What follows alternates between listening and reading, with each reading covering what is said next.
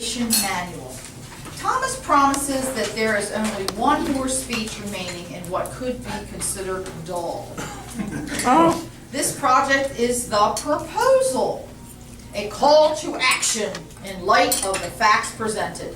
Thomas will attempt to add a bit of humor, always, to a topic which is anything but humorous: the Patient Protection and Affordable Care Act. The good, the bad, and the ugly. Be sure to drink plenty of coffee for this one. I present Mr. Thomas Blake. Thank you. Turn it around.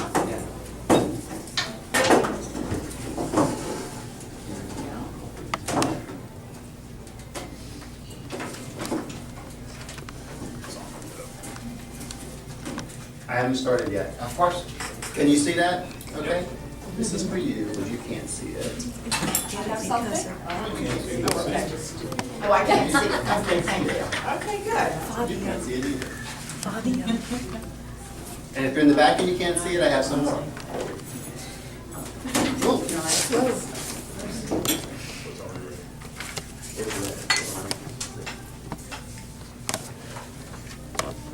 Good morning, everyone. Good morning.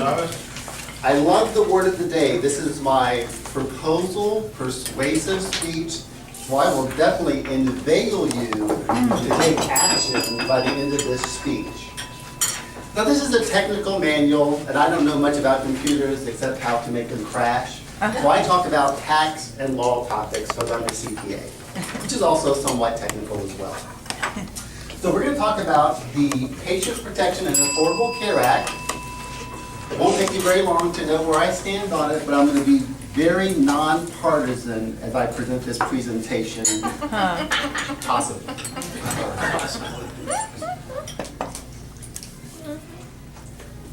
It advanced.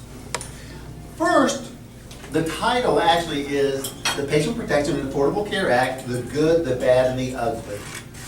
Like the old Clint Eastwood movie. So we're going to talk about the good things, the bad things, and some of the very ugly things.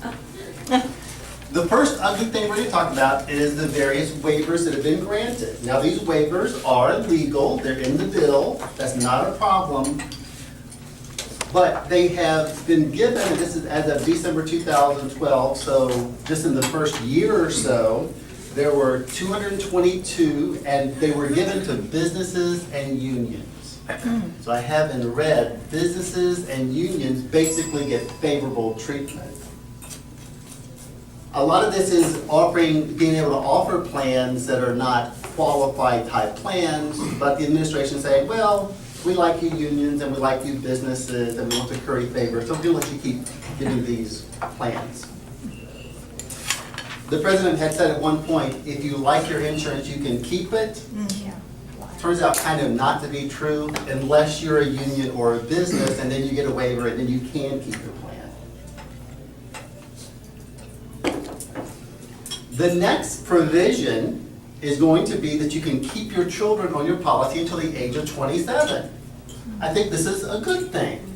Now, my son just turned 27. He hasn't been on my plan for a long time. I think that's preferable. And them to get their own job with their own insurance. But this is a good provision, I suppose. I don't want my kid in my basement. I don't have a basement. However, if your kids are in the basement, then they can stay on your plan until 24. So we'll call that good, because we're going with good, bad, and the ugly. The next one, another waiver. This is the congressional waiver.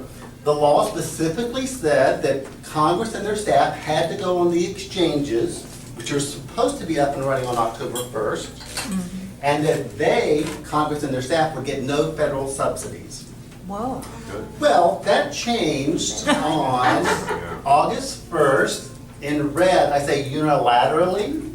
The administration just decided, well, this is not going to work very well, even though that's not what the law says. The law says no subsidies. But you have to keep friends with Congress, right? So unilaterally, that's a bad word. We had three branches of government, they work together. Unilaterally means one side decides and just does it, even though that's not what the law says. So that's just another waiver. What's going on? Oh, it's all about this so, I get it. This is a good thing. Gary? One of the big bad taxes is a 10% tax on tanning services. This is a new excise tax, just like the telephone excise tax and the airline excise tax. Fortunately, in Florida, this is not a big deal. Next.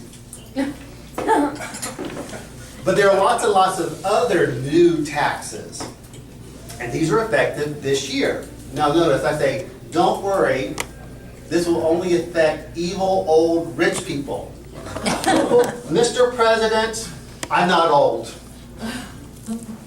Got the joke. Evil old rich people, and I'm not old. Oh. But I'm still evil and rich. So there, you guys, coffee, I said coffee, right? I said coffee.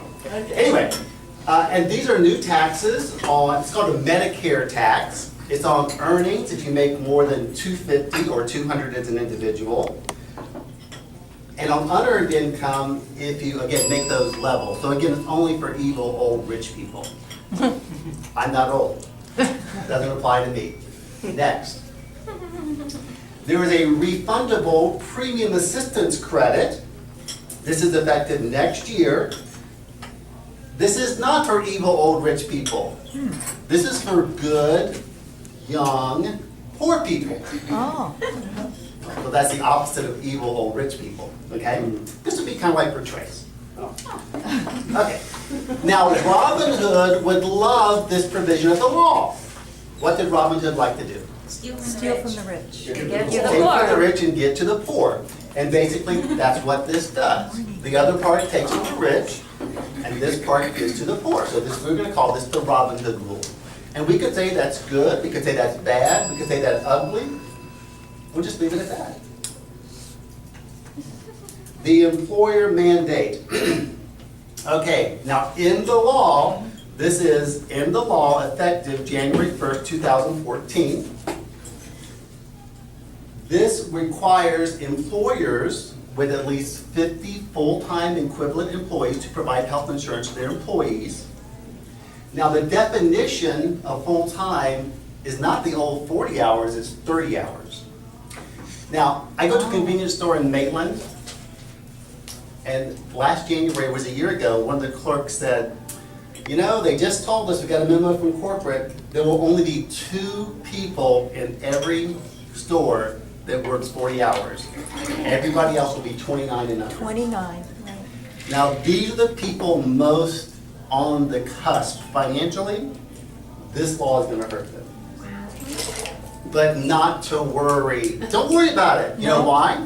Because the president unilaterally delayed that until 2015, which conveniently is right after the midterm elections. Again, unilaterally, you have 3 branches of government. Snap of a finger, we think we're just going to delay this for a year, just because. Next one.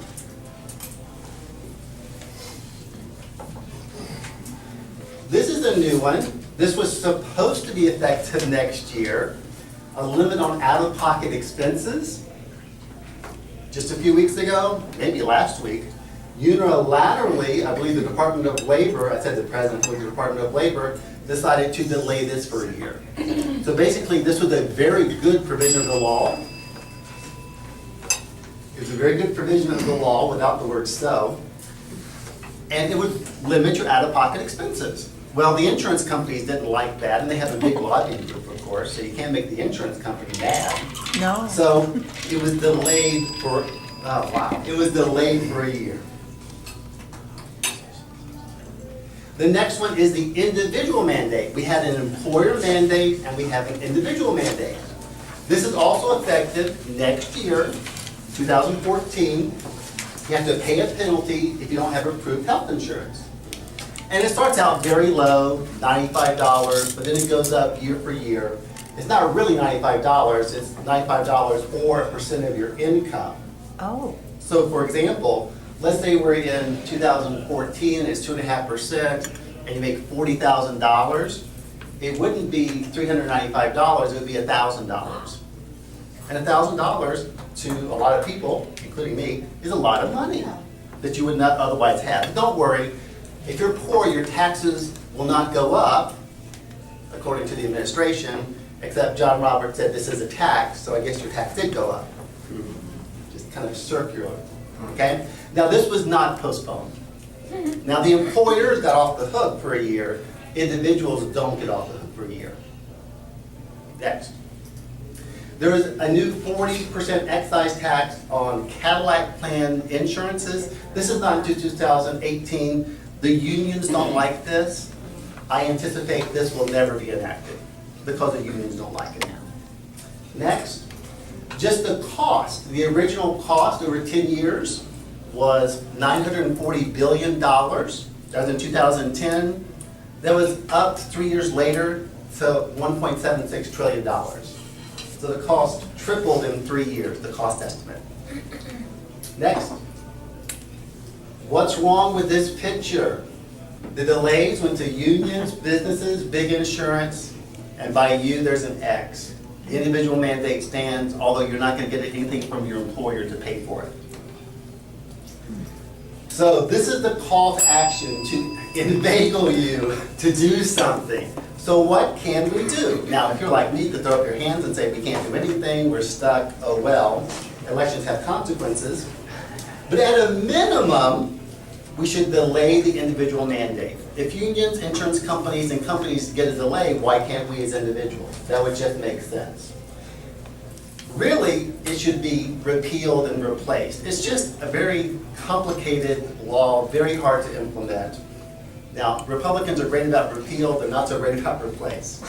Next, and last one, call your congressman. They deserve a month's vacation in August. They're in town, these are their local numbers. Please give them a call. Thank you so much. Any questions? Everybody say the wake so well. I did see a few nods, but that's okay. He's a visitor, so you're okay. Healthcare, you were gonna get charged $1,000? Is that what I'm understanding? Well, that's not until 2 years from now. This year, it's $95 per person, or coming up next year, or 1% of your income. But again, it's a very convoluted, you can ding me. See, when I want to be dinged, I'm not dinged. It's very convoluted because if you're poor or not rich, then you can get a tax credit that'll cover it. But there's a tax and then there's a tax credit if you qualify for it. But if you make $40,000 or whatever, it's all based on the percentage of your state's average income, the poverty level, and it's different by state and all kind of things. But yeah, if you are above that level and you don't have insurance, you pay a penalty. Okay, thank you. Yep. Full-time, you said would be 30 hours. It wouldn't be 40 hours anymore. No, not for this. Not for this. So if someone, if an employer gives someone 29 hours of work for the week, is that considered part-time because it's under 30? For this, that would be part-time, and then they would not have to, Required health insurance. yeah, the employer would not be required to comply with the employer mandate, which was delayed for a year anyway. So that's why a lot of companies are going to 29 hours like the Dodge store in Maitland. I just went to a seminar about this yesterday, and it was equally thrilling. And this is a guy from DC, not a lobbyist, but whatever.